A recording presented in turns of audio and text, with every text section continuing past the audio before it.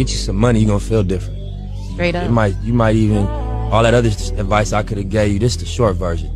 You know, get you a couple dollars, man. You're gonna feel different. Like Nip Hustle. Big shout out to SPI, Spotter Low. You know, I'm in the black box, had to come through, tap in, show love one time. Yeah, y'all make sure y'all subscribe. Stay tuned, all that. Boy, Keefe D trial and brought Suge Knight out. I heard Suge is scheduled, rumored to allegedly, potentially testify in the case. I was like, damn, you know what I think? I think Suge just trying to get a trip about that buff, saying, oh, my mother. But I haven't heard any indication whether it was on behalf of the prosecution or the defense. From some of the things I've heard Suge say in the public about what took place, I would believe if he was going to participate in any type of proceedings, it would be on behalf of the defense. However, I have heard him say some crazy, incriminating things as well, so you never know these days. But they say he sent a warning from his jail cell, and Tupac brother Mopreme got something to say. And we've been keeping up with the start of Keefe D trial, which was supposed to be today. I seen this in the YouTube streets, loaded it up. I'm like, fee nucket, two in a bucket, mother. You either flavor it or you chuck. Today we dive into the legendary story of Tupac Shakur, Suge Knight, and Mopreme Shakur. Suge Knight, who was right next to Tupac the night he was killed, is at the center of all the conspiracy theories surrounding Tupac's murder. Prosecutors want Suge Knight to testify in the Tupac murder trial, hoping he'll reveal what really happened that night. But Suge Knight has made it clear he has no plans to take the stand. Prosecutors, that answers that question. Who even trying to get him in there? In a recent interview with ABC, Suge warned, "They make me come there against my will. If lawyers bring me there, it don't look good for him. If the prosecution brings me there, it don't look good for them. Leave me out of it." For Suge, cooperating with the law leaves a bad taste. He's regarded as a key witness, but he refuses to point fingers. To actually get on the stand and point somebody out, it's worse than taking a gun and shooting that man in the head, Knight said. If you snitch, they die a million times. I am not going to be responsible for sending another man to prison for the rest of his life. Still, Suge made it clear his loyalty to Tupac can never be compromised. Suge explained that Keefe D already dug his own hole through statements to police, interviews, and his memoir about Tupac's murder. Everything he said and talked about he already told on himself, Knight said. Meanwhile, Tupac's brother Mopreme Shakur remains cautiously optimistic as trial begins. Rough, as it would be for anyone revisiting a situation like this. We just being cautiously optimistic, let the process take its course. It's been 30 years next month. Can't imagine. I worked with my brother through basically his whole career. I've been on every album except the last one, Machiavelli. So not only did I lose a brother. Is that right? I didn't realize that. Damn, that's deep. Can we get a fact check? Shout out Mopreme. That's my nigga, but that's crazy. I never realized that. I lost a colleague, partner. We lost a lot. Often.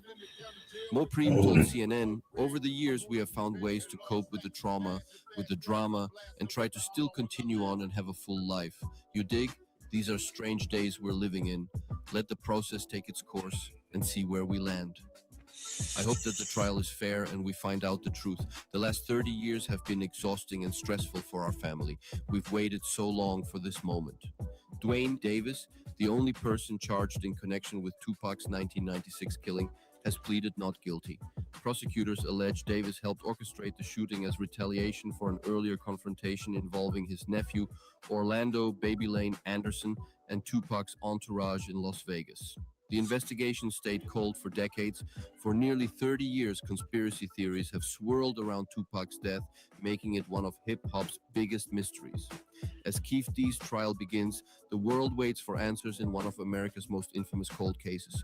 Will the truth finally come out? Only time will tell.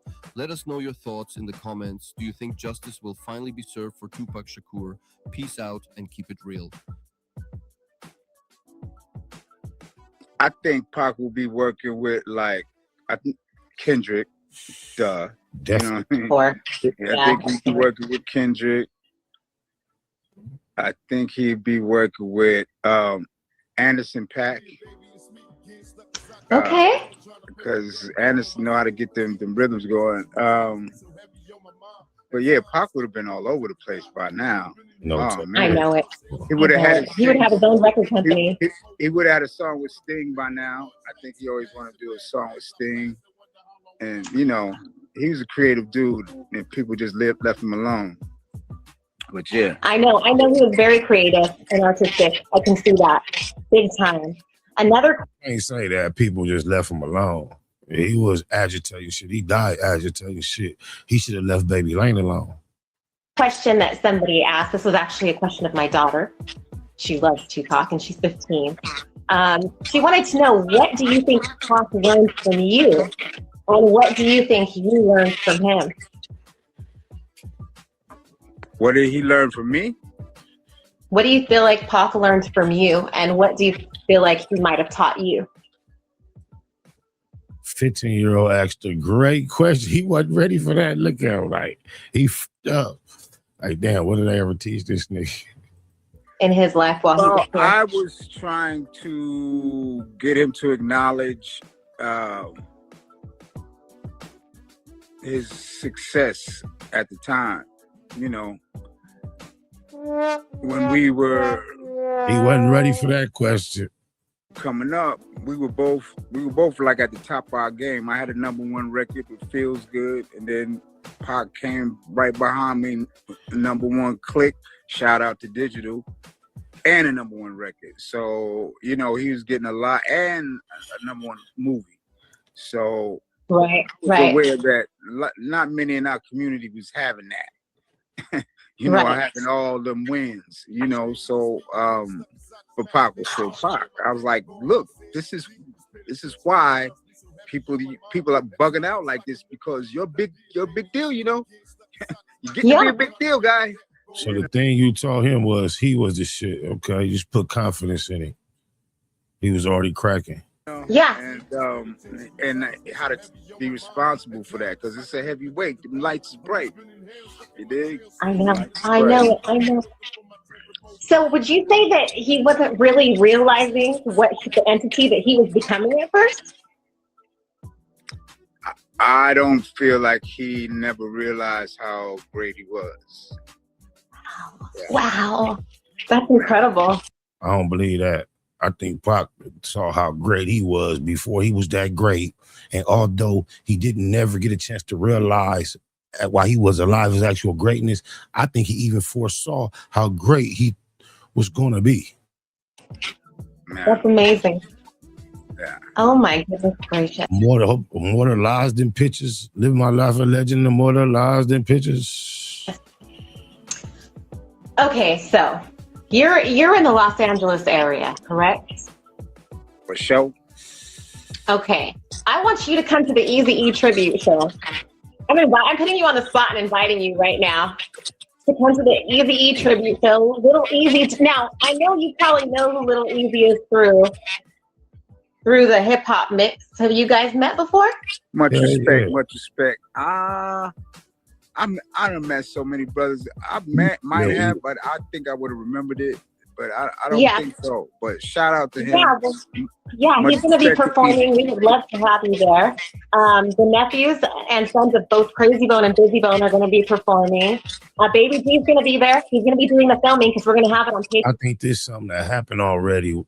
I think Ayatollah Marv has something with trying to get this put together. I could be wrong. I know I had the opportunity to put Marv and Lil Easy on the phone together so they could hash out a small discrepancy. And I believe it came from this, stemmed from this. Review. There's going to be an encore night. And I hope you will join us. You and your gorgeous wife. Or this might be something still yet to happen. I don't know. Looks like some semi-old footage. We be there. See, you don't even know. How you know I wasn't gonna already be there? Them is my people. You know what I'm saying? That's so awesome. That's so dope. Oh my goodness. Oh, now. Oh no. What's that? I haven't seen Crazy since like 2013, 2014 in Sweden. We did a show in Stockholm. Oh yeah. But Oh yeah. it's been a minute. But yeah, shout out to all them brothers. Keep it rocking. Don't stop. You know. Definitely. Definitely. Now you've been in the business for a minute and you've seen all kinds of things. I've been around behind the scenes for a minute, but you are just more of a prominent figure. And I know it's crazy. What advice do you have for anyone who's trying to make it into the hip hop or entertainment industry? Well, yeah, I'm Black Yoda. You dig? But I can only give advice that I took for myself, which is do it because you love it. When it's something you love, your work product will come out pretty good most of the time.